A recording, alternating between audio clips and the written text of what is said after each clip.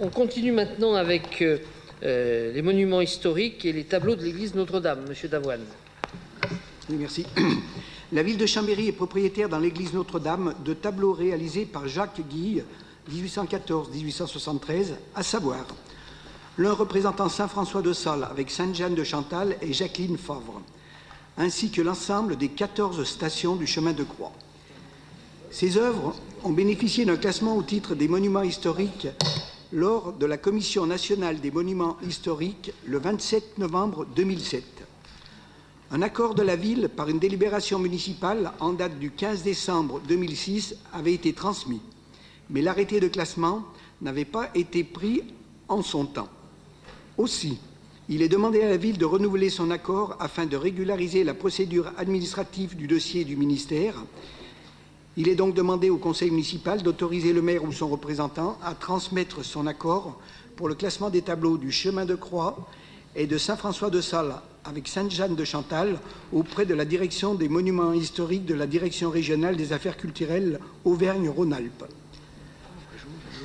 Merci. Y a-t-il des questions? Là aussi, c'est un dossier qui est très ancien. Monsieur Ruffier.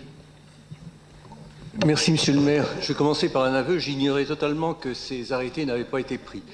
Je voulais quand même rappeler que ce chemin de croix en particulier, ce sont des peintures d'excellente facture. De surcroît, Jacques Guille est un peintre maurianais qui croit encore ses talents éminents.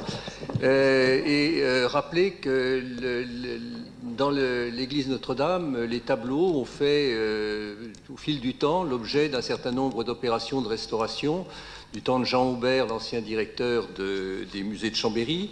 Durant le dernier mandat, nous avons fait restaurer Notre-Dame du Rosaire, qui se trouve dans la deuxième chapelle à droite quand on rentre dans l'église. C'est un tableau de Pétavin, c'est quand même un des plus grands peintres chambériens, qui s'était décroché pendant le bombardement de Chambéry et qui était tombé sur des chandeliers, donc qui était en fort mauvais état. Il a été restauré.